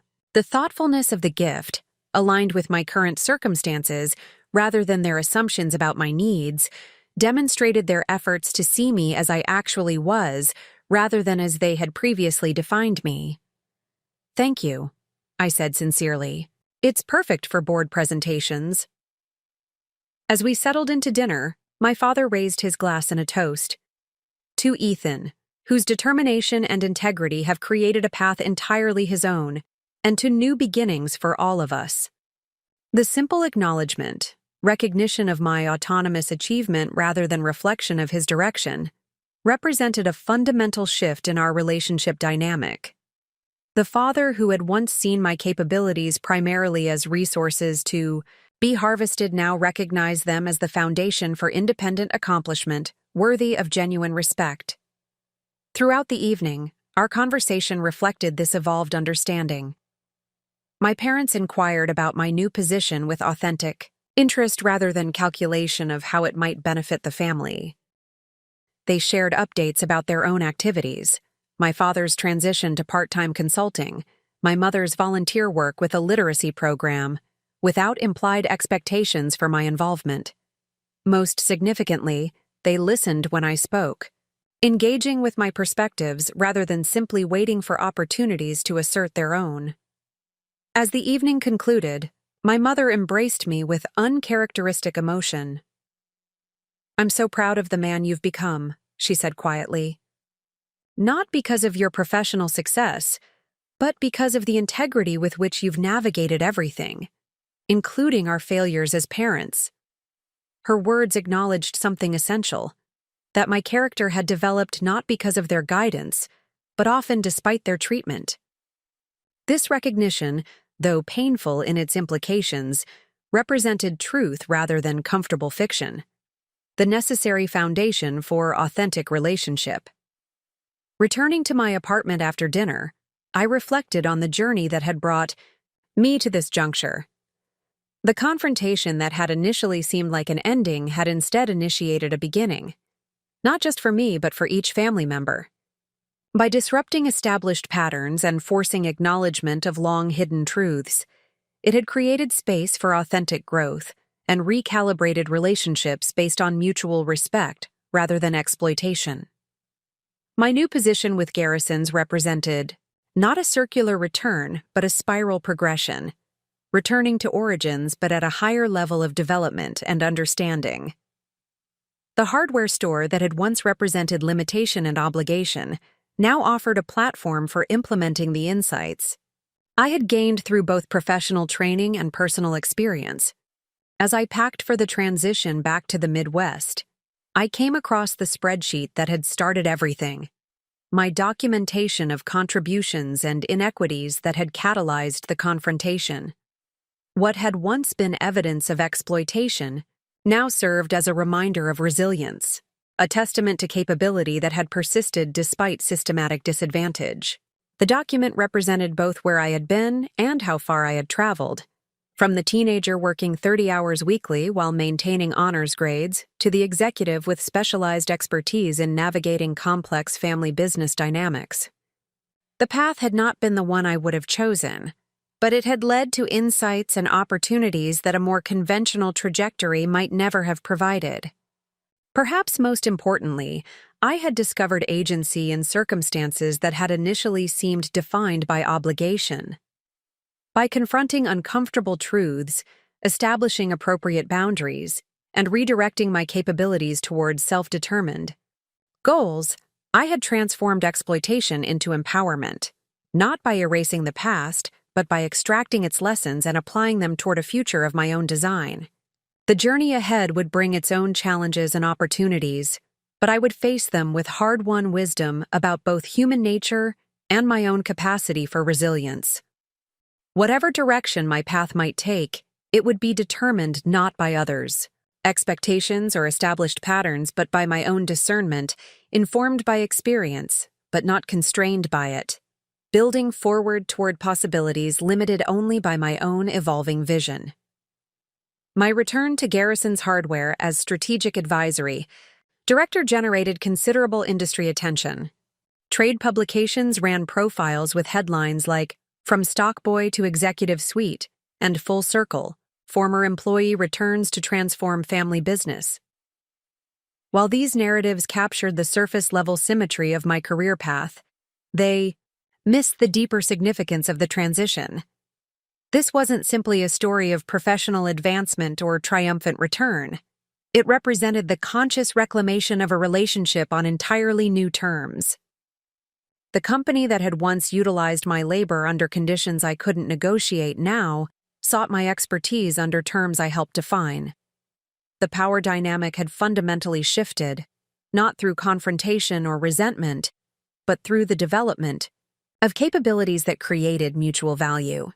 My first 3 months in the role focused on comprehensive assessment. I conducted individual interviews with family board members, professional executives, regional managers, and frontline employees across multiple store locations. This methodical approach revealed the expected challenges of a family business.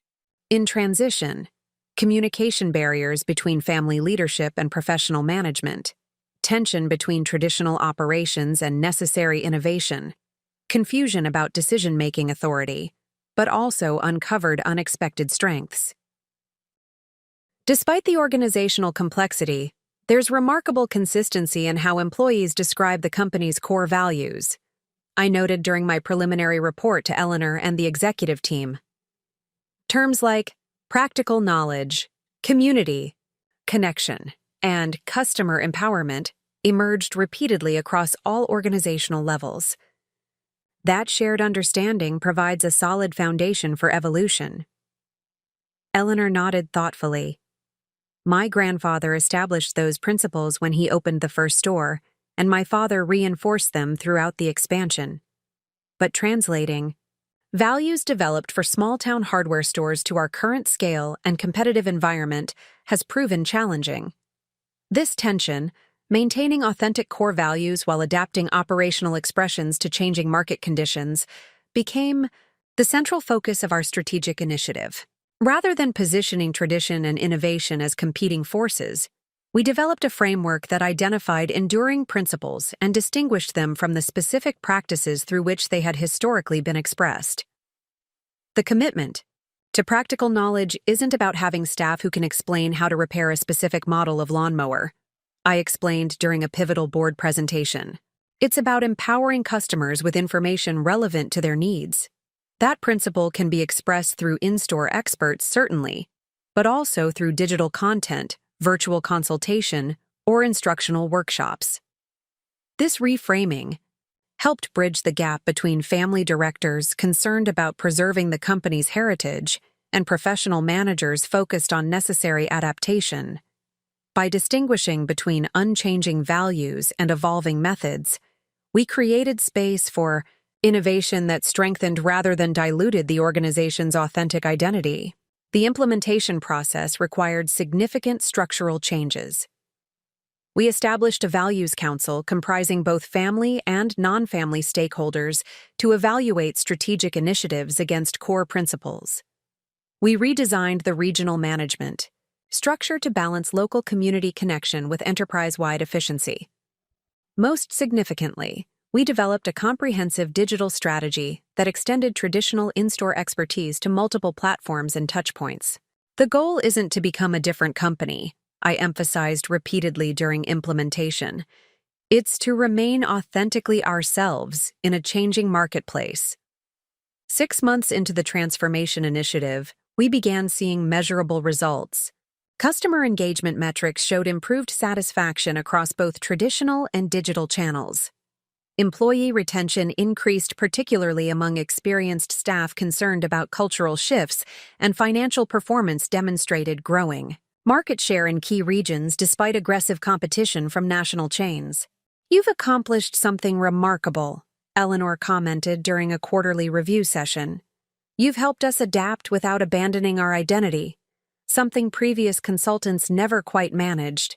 I think it's because you personally understand both where we've come from and where we need to go. Her observation highlighted an important realization. My earlier experience with the company, which I had primarily viewed as exploitation, had also provided invaluable context for my current role. The countless hours working in stores, interacting with customers and understanding operations from the ground up gave me insight that no external consultant could possess.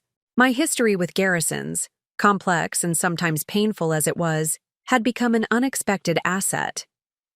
This perspective shift extended beyond my professional life.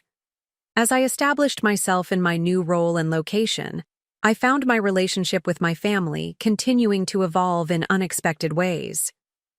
The geographic proximity created by my return to the Midwest might have risked re-establishing old patterns, but the foundational work we had done following the confrontation enabled healthier interaction instead. My father, now semi-retired and involved primarily in community service projects, invited me to join him for a weekend fishing trip, an activity we had rarely shared during my youth due to my constant work obligations. The invitation came without pressure or expectation, offered as a possibility rather than an obligation. Our time on the quiet lake created space for conversations that would have been impossible in our previous dynamic. Sitting in the boat, rods extended over still water, we discussed not family matters or financial concerns, but broader questions of purpose and meaning in work and life. "I've been reflecting on career choices," he said during a long stretch of companionable silence. "For most of my working years, I defined success solely through advancement and financial stability. It wasn't until my heart attack scare last year that I seriously questioned whether that definition was adequate." His willingness to share, this vulnerability, this questioning of values he had once presented as absolute, represented significant evolution in both his self-awareness and our relationship. The father who had once used authority to extract compliance now engaged as a fellow adult navigating life's complex questions. "What definition seems more meaningful now?" I asked, genuinely curious about his perspective. He considered the question carefully before responding. "I think about impact more than achievement now, not just providing for family, though that matters, but contributing something constructive to the community. The volunteer work with the Veterans Housing Initiative has been more satisfying than most of my career advancement." This evolution in his values reflected parallel growth in each family member following our confrontation. My mother had developed a clear identity beyond family caretaking through her literacy program leadership. Marcus had expanded his definition of success beyond prestigious titles to encompass meaningful contribution within his field. Zoe had transformed her artistic talent from personal expression to community empowerment. These individual evolutions converged in an unexpected initiative that began with a phone call from Zoe approximately 8 months after my return to the Midwest. "I've been developing something I'd like your input on," she explained, her voice carrying the focused enthusiasm that characterized her approach to meaningful projects. "It's a foundation concept, something that could address educational inequality in a structured way." Her proposal, tentatively named the Mercer Education Equity Foundation, outlined a comprehensive approach to addressing unequal access to educational resources and opportunities, the very issue that had impacted my own development. The framework included scholarship programs, mentorship structures, and advocacy initiatives focused particularly on working students balancing education with significant employment responsibilities. "I've already discussed it with Marcus," she continued. "He's willing to contribute initial funding and leverage his corporate connections for ongoing support. Mom and Dad have offered to manage community outreach and local implementation. But we all agreed the initiative needs your perspective to truly address the core issues effectively." The proposal represented something profound, not just a charitable initiative, but a family-wide commitment to addressing systemically the very inequities that had once defined our internal dynamic. The siblings who had benefited from educational privilege now sought to extend opportunity to others facing similar barriers to those I had encountered. The parents who had once maintained inequality within their own family now worked to reduce it in the broader community. Our subsequent planning sessions, conducted through a combination of video calls and occasional in-person meetings, demonstrated how thoroughly our family interaction patterns had transformed. Discussions that once would have been dominated by my father's pronouncements now featured genuine consideration of multiple perspectives. Resource allocation decisions that once would have happened through opaque processes now occurred with complete transparency. Most significantly, my input was sought not out of obligation, but because my experience provided essential insight for the Foundation's mission. As the initiative developed from concept to implementation, it attracted support beyond our immediate family. Eleanor Garrison committed significant corporate resources, recognizing alignment between the Foundation's educational equity mission and the company's community engagement values. Former colleagues from Whitaker offered financial expertise that strengthened the endowment structure.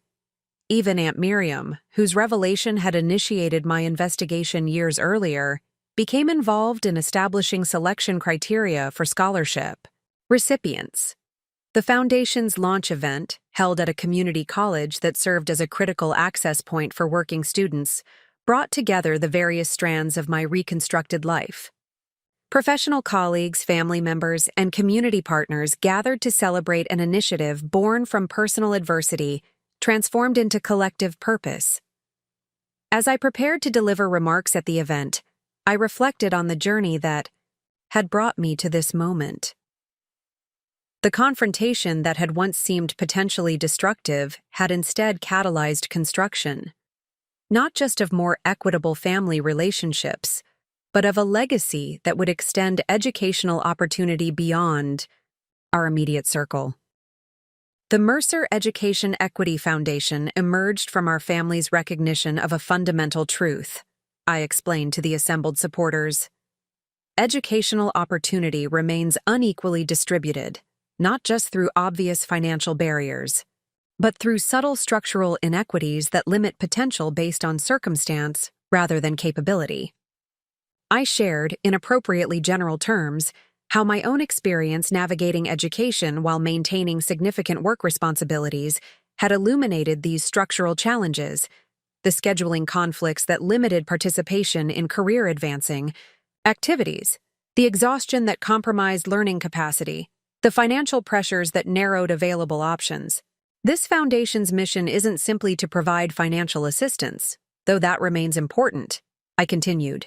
It's to create comprehensive support structures that address the multifaceted barriers facing working students, from flexible educational delivery to mentorship connections to advocacy for systemic policy changes. As I concluded my remarks and watched my family members engage with community partners and potential beneficiaries, I recognized that we had collectively accomplished something remarkable, transforming painful history into constructive purpose. The inequity that had once divided us had become the catalyst for addressing broader societal imbalance. The confrontation that had exposed dysfunction had initiated healing that extended beyond our individual relationships. This transformation illustrated a principle I had come to understand through both personal experience and professional observation, that addressing truth directly, however uncomfortable, creates possibility for authentic resolution that avoidance never permits. By confronting the reality of our family's financial exploitation pattern, we had created space for genuine reconciliation and collective purpose that superficial harmony could never have achieved. The foundation represented not the conclusion of this process, but its ongoing expression, a commitment to continuous growth and expanding impact.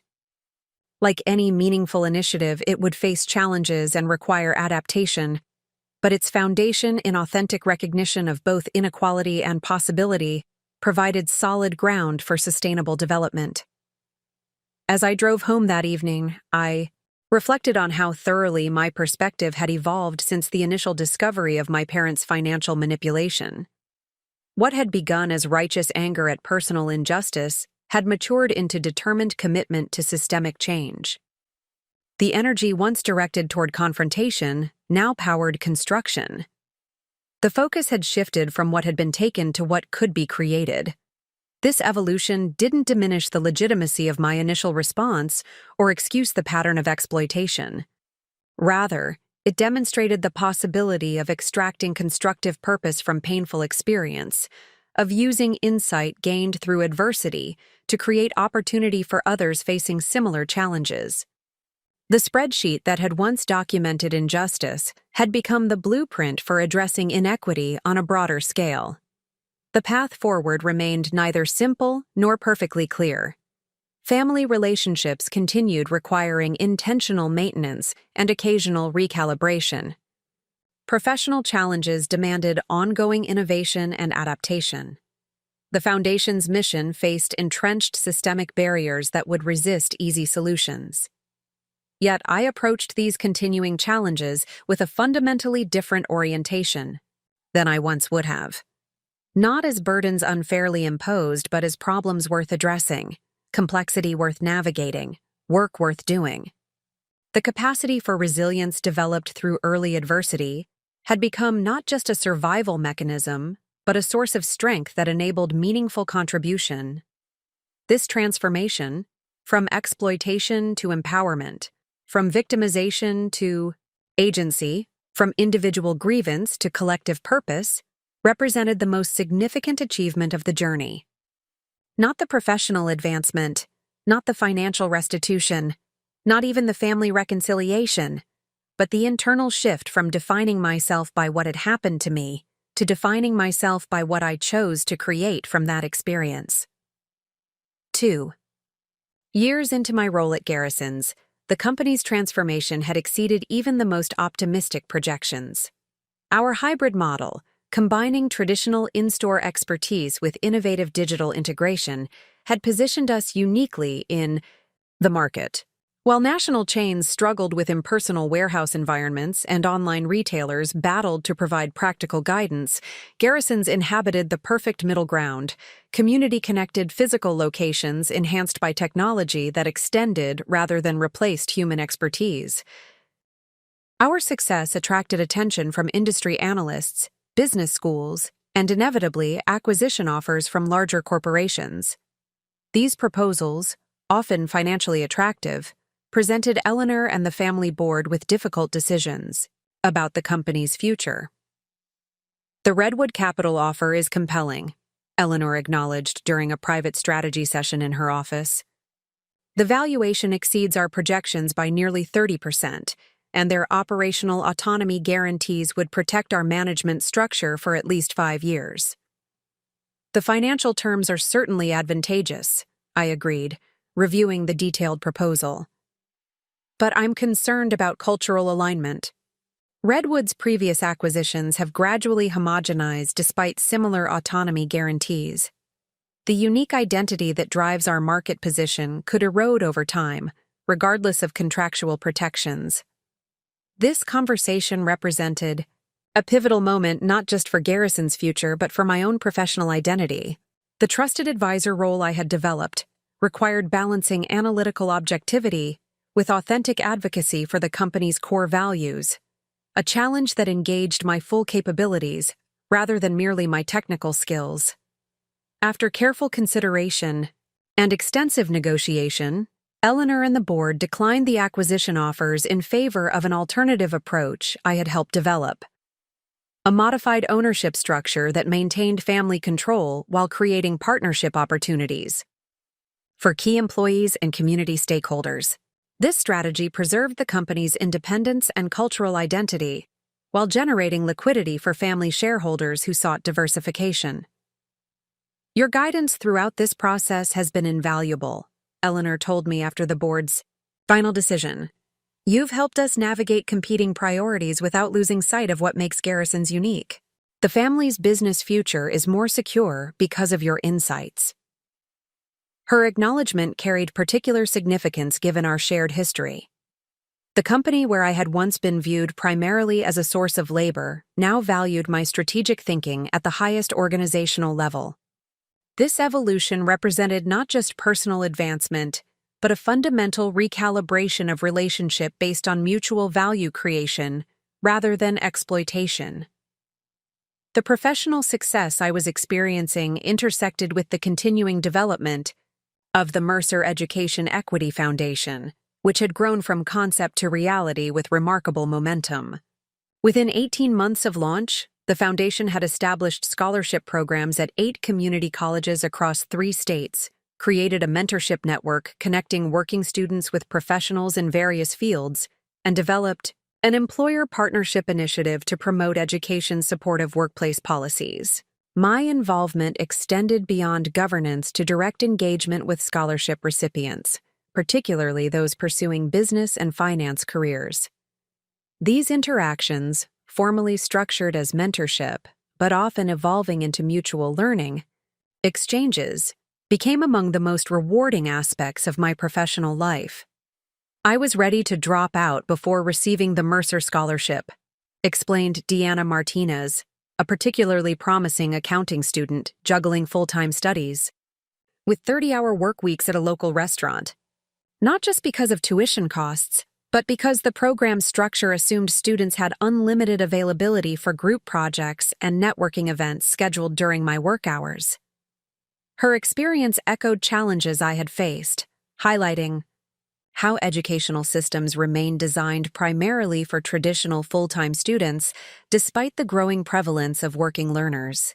The Foundation's advocacy work focused specifically on these structural barriers, promoting flexible scheduling options, asynchronous learning opportunities, and recognition of work experience as valuable practical knowledge.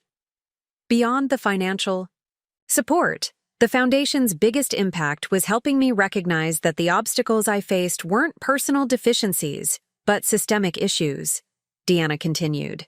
That perspective shift changed how I navigate educational environments and advocate for necessary accommodations. Her insight captured exactly what we had hoped to accomplish, not just providing resources, but transforming how recipients understood their educational journey. By recognizing structural inequities rather than internalizing them as personal limitations, students developed the advocacy skills and perspective necessary for sustainable success. The Foundation's work attracted attention from educational policymakers and larger philanthropic organizations interested in addressing educational access issues. This visibility led to an unexpected opportunity that arrived in the form of an email from Dr. Eliza Thornton, Education Policy Director for the Wright Saunders Foundation, one of the country's largest education-focused philanthropic organizations. Your approach to supporting working students has generated significant interest within our organization, she wrote. We'd like to discuss potential collaboration on a national scale, particularly integrating your experiential insights into our policy recommendations for institutional reform. The subsequent discussions revealed alignment between our grassroots approach and their system-level influence, a potential partnership that could amplify impact dramatically. The Wright Saunders Foundation possessed resources and connections to higher education leadership that our organization was still developing, while we contributed ground-level implementation experience and authentic understanding of working students' needs that their policy team acknowledged they lacked. Most educational policy experts have followed traditional academic paths, Dr. Thornton explained during our initial meeting. Few have navigated the specific challenges facing students balancing significant work responsibilities with educational advancement. Your personal experience combined with the Foundation's programmatic insights addresses a critical gap in our understanding. This recognition that my non-traditional educational journey represented valuable expertise rather than deviation from optimal path reinforced how thoroughly my perspective had evolved. What had once seemed like disadvantage had transformed into unique insight that larger institutions now sought to incorporate into system-level reform. The potential partnership with Wright Saunders presented both tremendous opportunity and significant challenge for our family foundation. Expanding impact would require organizational development beyond our current capacity, potentially changing the intimate community connection that characterized our approach. Finding the appropriate balance between growth and authenticity required careful consideration and family-wide discussion. This partnership could extend our impact exponentially, Marcus observed during a Foundation Board meeting convened specifically to address the opportunity. But we need to ensure our core values remain central rather than being absorbed into their institutional approach. We started this foundation to address inequities we understood personally, Zoe added. Maintaining that authentic connection with recipients matters, regardless of scale. My parents, who had taken active roles in local implementation of foundation programs, offered valuable perspective on maintaining personal connection within expanding structure. The individual relationships with students and their families give this work meaning, my mother noted. We need to preserve direct engagement, even as operational aspects necessarily become more sophisticated. These thoughtful considerations reflected how thoroughly our family's interaction patterns had evolved. Discussion remained focused on mission impact rather than control or credit. Diverse perspectives received genuine consideration rather than hierarchical dismissal. Decision-making emphasized shared purpose rather than individual authority. The solution we ultimately developed, establishing regional implementation teams led by scholarship alumni while developing centralized resource and policy support in partnership with Wright Saunders, created scalable structure without sacrificing authentic connection. This approach allowed expansion while preserving the experiential understanding that made our programs distinctively effective.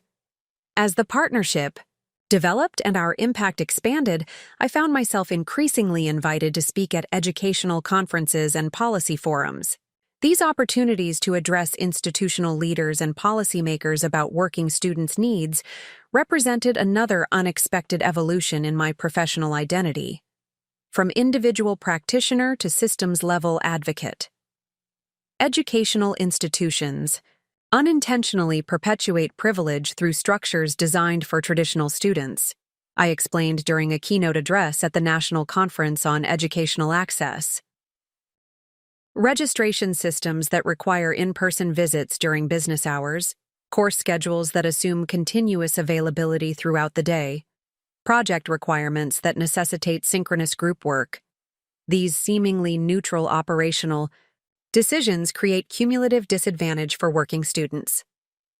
These speaking engagements often generated powerful moments of recognition among educational administrators who had never considered how institutional structures might impact different student populations.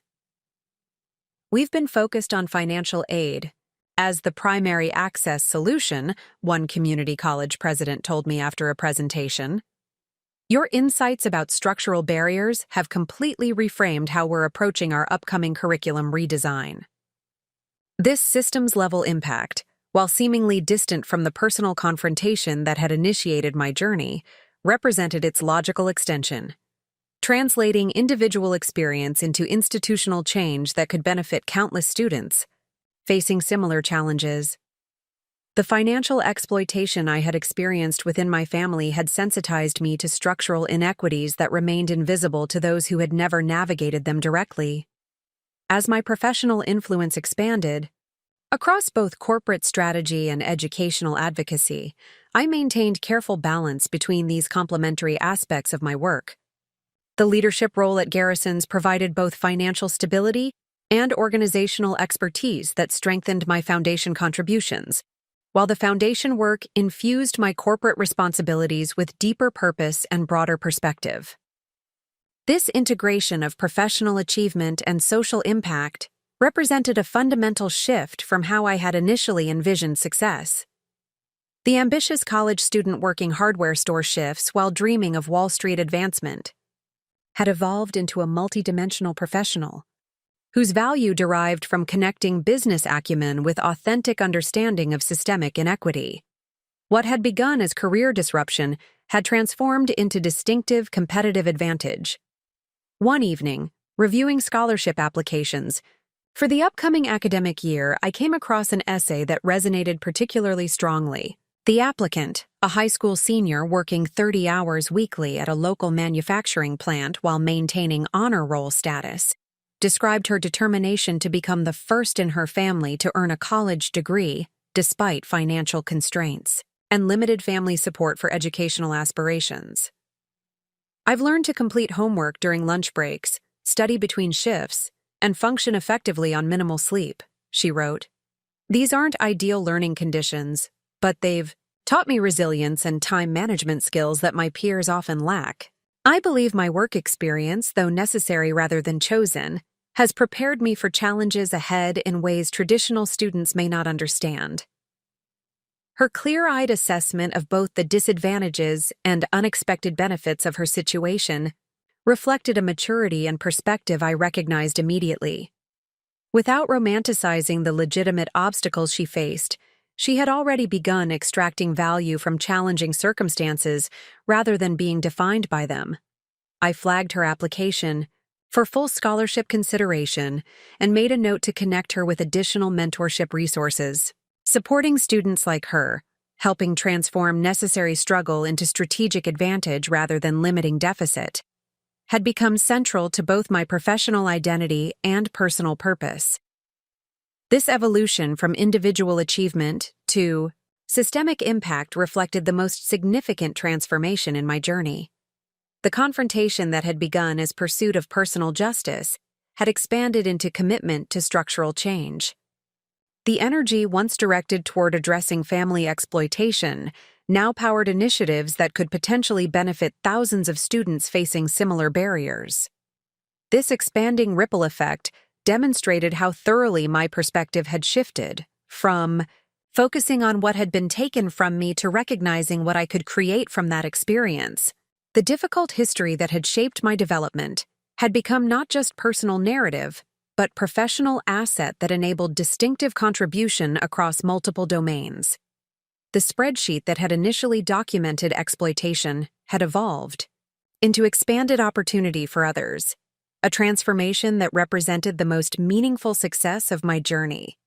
Not financial restoration, not professional advancement, not even family reconciliation, but the capacity to extract constructive purpose from painful experience and channel it toward systemic improvement rather than personal grievance. This perspective shift offered the most profound lesson of my experience, that addressing difficult truths directly, however painful initially, creates possibility for constructive transformation that avoidance never permits.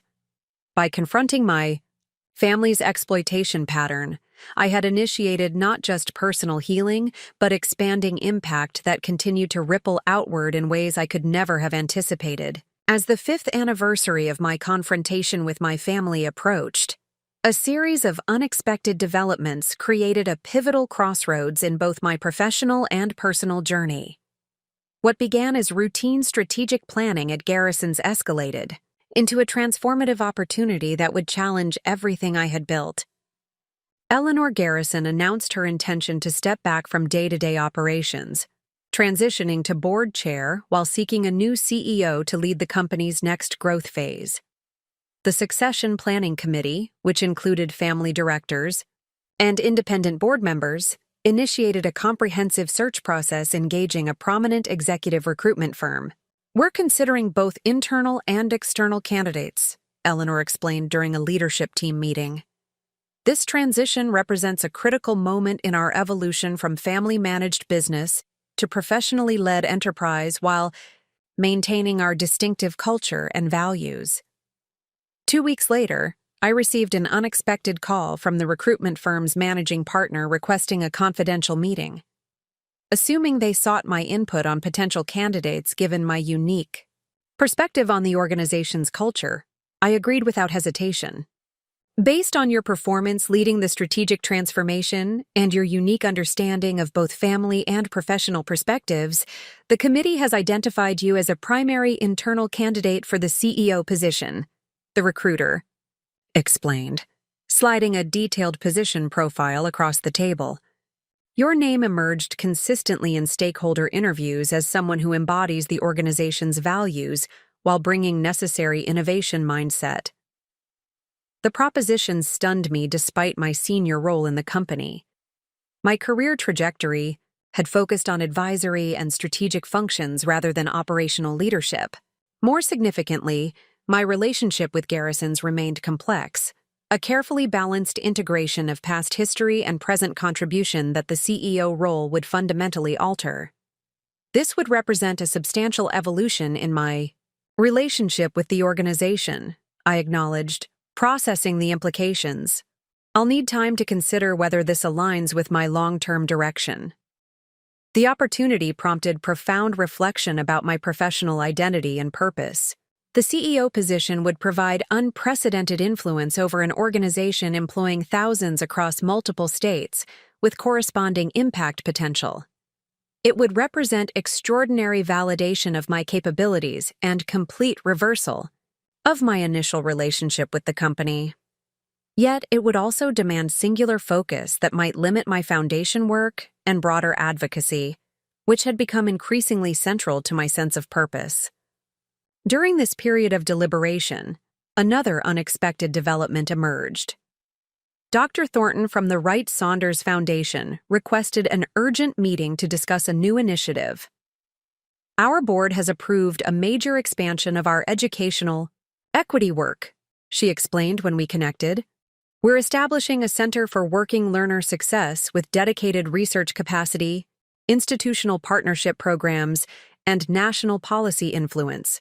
We're seeking a founding executive director with both scholarly understanding and lived experience navigating these challenges. The position description outlined a role perfectly aligned with the advocacy work I had developed through our family. Foundation, expanded to national scale with institutional resources that could drive systemic change. The compensation, while less than the corporate CEO opportunity, exceeded my current arrangements and included significant operational autonomy. Your unique combination of business acumen, educational advocacy experience, and personal insight into working student challenges makes you our ideal candidate, Dr. Thornton continued. This role could transform how educational institutions serve the growing population of students, balancing significant work responsibilities. These simultaneous opportunities created a decision point I had never anticipated: corporate leadership within an organization where I had begun as an exploited teenage worker, or educational advocacy leadership addressing systemic inequities I had personally navigated. Both paths offered meaningful impact potential, but would shape my professional identity and contribution in fundamentally different ways. The decision process involved extensive consultation with trusted advisors, including Eleanor, who provided surprisingly balanced perspective despite her obvious preference. "You've earned the CEO opportunity through exceptional performance," she affirmed. "You understand our business and culture deeply, and you'd lead with integrity. But I also recognize how passionate you are about educational equity work. The alignment between your personal experience and the advocacy role is undeniable." Marcus, now my most trusted confidant despite our complicated history, offered characteristic pragmatic insight. Both paths leverage your unique capabilities. The CEO role provides immediate large-scale impact within established structures. The advocacy position offers potentially broader long-term influence, but requires building new systems. Consider which type of impact energizes you most fundamentally. My father, who had evolved into a thoughtful listener rather than authoritative director, shared perspective that reflected his own late career revelations. "At your age, I was exclusively focused on advancement and financial metrics. It took a health crisis decades later to recognize that alignment between personal values and daily work creates sustainable fulfillment beyond achievement milestones." These conversations helped clarify my authentic priorities, but the final catalyst for decision came from an unexpected source. During a foundation mentorship event, I connected with Deanna Martinez, who had completed her accounting degree and secured a position with a regional firm while continuing evening classes toward her CPA certification. Before receiving the Mercer scholarship, I measured success exclusively through financial advancement, she reflected as we discussed her progress. I needed financial stability, certainly, but the foundation's support showed me that impact matters alongside income. Now, I'm developing a financial literacy program for first-generation college students because that knowledge fundamentally changes what's possible for families like mine. Her evolution mirrored my own journey from focusing primarily on personal advancement to recognizing broader impact potential.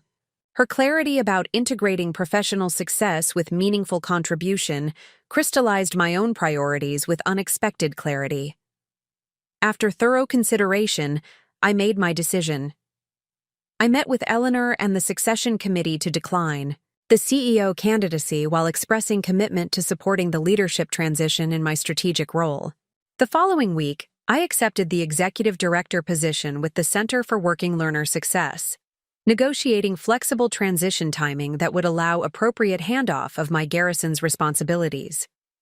I'm disappointed, but not surprised, Eleanor acknowledged when I shared my decision.